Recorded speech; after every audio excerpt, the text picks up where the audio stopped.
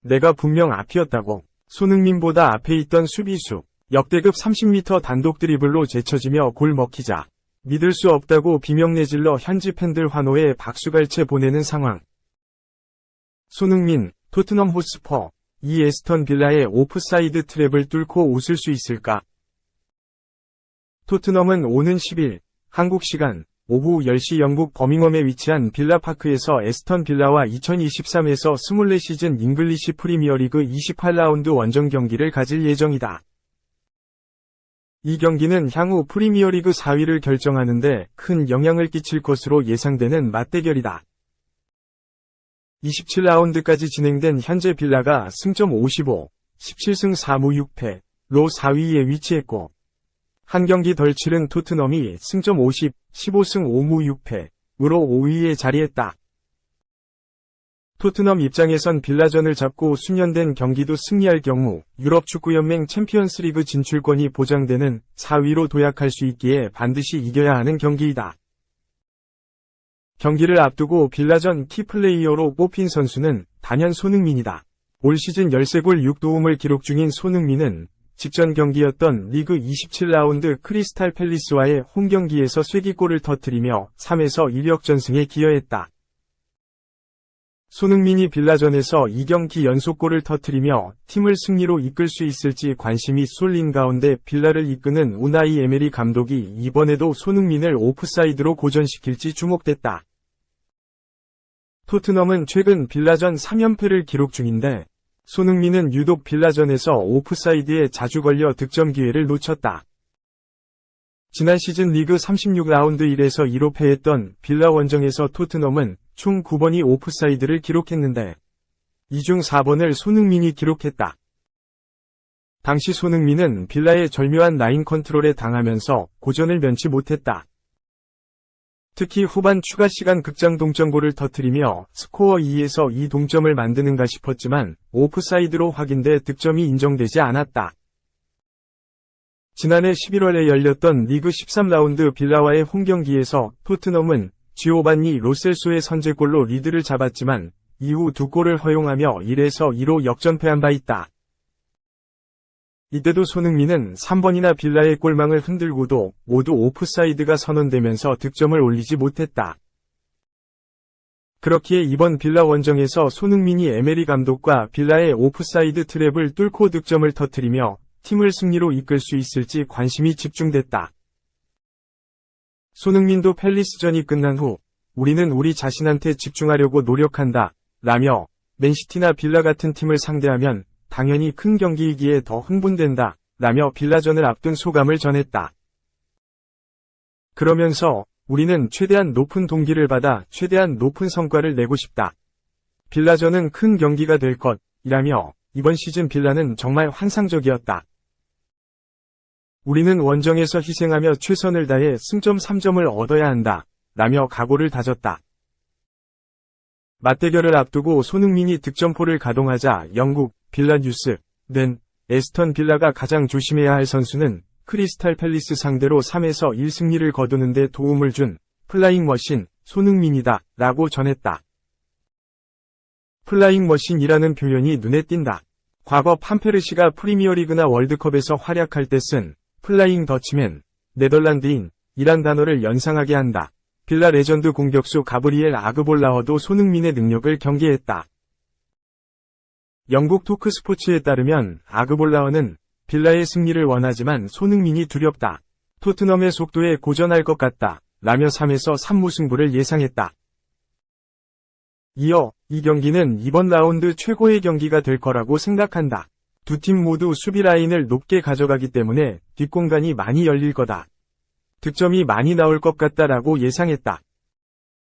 영국 더부트룸 또한 토트넘 공격진은 상대 수비 배후 공간을 빠른 속도로 공략하는 걸 즐긴다. 라며 손흥민, 티모 베르너, 브레넌 존슨이 있으며 이들에게 침투 패스를 넣어줄 제임스 매디슨도 있다. 라며 토트넘은 빌라의 강한 압박을 이용할 수 있다. 토트넘은 상대가 높은 지역까지 올라오는 걸 좋아할 것 이라며 발빠른 손흥민이 빌라 수비진을 무너뜨릴 수 있을 것으로 기대했다. 2. 상사에게 좋은 인상 주지 못해 잘린 클린스만. 카메룬 감독 후보. 경질 리고베르 송도 나이지리아전 유효 슈팅, 제로. 위르겐 클린스만 전 한국 대표팀 감독이 카메룬 감독 후보에 오른 것으로 알려졌다. 스포츠월드가 나는 최근 지난 2월 28일 경질된 리고베르 송 후임 감독의 클린스만도 포함됐다고 보도했다. 이 매체는 리고베르 송이 아프리카 네이션스컵 16강전에서 탈락한 후 카메룬 국가대표팀의 감독직에서 해임됐다. 며 송은 그의 재임 기간 동안 무질서와 저조한 성과로 인해 해고될 것이 분명했다. 고 전했다. 이어 공석인 감독직에 독일의 클린스만과 프랑스의 레이몬드 도메네크, 앙투안 콤브레가 최종 후보에 올랐다. 고 덧붙였다. 이 매체는 1990년 피파 월드컵 우승을 차지한 클린스만은 AFC 아시안컵에서 대한민국 대표팀을 맡았으나 상사에게 좋은 인상을 주지 못해 대회가 끝난 뒤 경질됐다. 고 했다.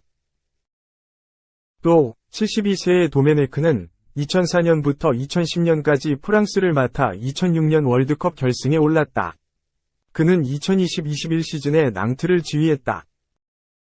뉴칼레도니아 누메아에서 태어난 콤브레는 PSG, 랑스, 스트라스부르 등 여러 클럽을 이끌었다. 고 설명했다. 송은 아프리카 네이션스컵 예선에서 약체 나미비아를 상대로 패배하는 등 졸전을 거듭했으며 1010만고 끝에 진출한 네이션스컵 본선에서도 간신히 16강에 진출했으나 나이지리아전에서 유효슈팅 연계라는 대굴욕을 당하며 패했다. 클린스만 역시 한국을 1010만고 끝에 4강에 진출시켰으나 약체 요르단전에서 유효슈팅 연계를 기록하며 0에서 2로 참패했다. 3. 메뉴 유스. 딱 걸렸다. 하루에 2번 장애인 전용 구역에 주차 오른쪽 화살표 바로 발각. 브랜든 윌리엄스가 장애인 전용 구역에 주차한 후 걸렸다. 영국 매체 골닷컴은 9일 한국 시간 맨체스터 유나이티드의 임대 선수인 브랜든 윌리엄스가 같은 날 장애인 전용 구역 2곳에 자신의 차를 주차한 것으로 알려지며 비난을 받았다. 라고 보도했다. 윌리엄스는 2017년부터 맨유가 키우고 있는 좌측 풀백이다. 2019-20 시즌 맨유에서 1군 경기 데뷔를 한 그는 어린 나이임에도 30경기 이상 소화하며 성장 가능성을 보여줬고 팬들에게도 좋은 평가를 받으며 기대를 모았다. 하지만 그 다음 시즌인 2020-21 시즌부터 계속된 폼 저하와 경기에 출전하지 못하며 결국 노리치 시티로 임대를 떠났다. 노리치에서 주전으로 뛰며 2022-23 시즌에 다시 맨유로 복귀한 윌리엄스는 다시 기회를 잡지 못하며 결국 이번 시즌 2부 리그 돌풍의 팀 입스위치 타운으로 임대를 떠났다. 매체에 따르면 윌리엄스는 채셔의 윌름슬로우에 있는 슈퍼마켓의 장애인 전용 주차 공간에 자신의 10만 파운드, 약 1억 6,900만 원의 랜드로버 디펜더를 주차한 후 몇 시간 뒤 모퉁이에 있는 다층 건물에도 같은 방식으로 주차했다. 한국영구는 이 수비수를 오만하거나 무지하거나 둘 다라고 묘사했다. 한편 12월부터 부상으로 결장했던 윌리엄스는 부상 재활을 위해 맨유로 돌아왔지만 2월에 다시 부상을 당했다. 그는 맨유에서의 자신의 미래는 끝났다고 생각하고 있으며 이번 여름 계약이 만료되면 팀을 떠날 것으로 보인다. 4. 우리 사르는 다 계획이 있구나. 선, 애착 인형. 알고 보니 엔지니어링 공학도 플러스 카를로스. 사르는 다 계획이 있구나. 파페 사르, 22는 손흥민뿐만 토트넘 선수들의 애착 인형이다. 앳된 얼굴에 천진난만한 미소. 모두에게 사랑스런 존재다. 사르는 손흥민이 카타르 아시안컵 후 토트넘에 복귀하자 가장 먼저 달려와 품에 안겼다. 히샬리송, 니키 판더펜 등 동료들도 인형, 다루듯 장난을 치지만 그는 늘 웃음으로 화답한다. 만 21세, 젊음이 무기다. 사르가 10일, 이하 한국 시각, 더 애슬레틱과 특별한 인터뷰를 가졌다. 공학도라는 사실을 공개했다.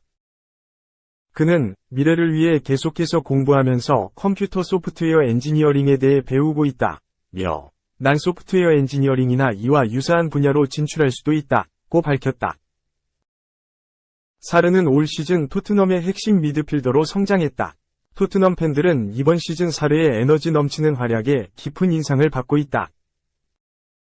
사실 화려한 반전이다. 세네갈 출신인 그는 프랑스 리그 1 FC 메스에서 프로에 데뷔했다.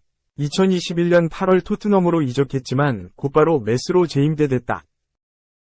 사르는 2023년 1월 1일 뒤늦게 토트넘 데뷔전을 치렀다.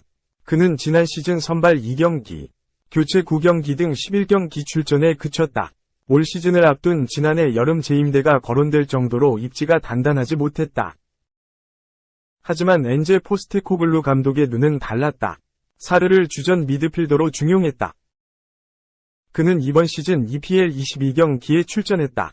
선발은 무려 18경기며 3골 -2 도움을 올리며 이름값을 했다. 사르는 세네갈 국가대표로도 활약하고 있다. 그는 올해 초 아프리카 네이션스컵에도 출전했다. 자신의 별명도 공개했다. 애착 인형이 아니다. 브라질의 레전드 레프트백 호베르투 카를로스와 질주 본능이 비슷하다고 해 카를로스로 불렸다.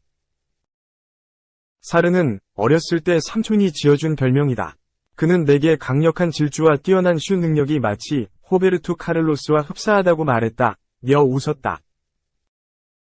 그리고 아마도 지금은 그다지 어울리지 않은 별명이다. 시간이 지나면서 그 특별한 특성을 조금 잃었을 수도 있다. 그래도 세네갈에 가면 사람들은 여전히 나를 카를로스라고 부른다. 내가 사는 지역에서는 더욱 그렇다. 며 누군가 파페라고 부르면 아무도 고개를 돌리지 않을 것 이라고 덧붙였다.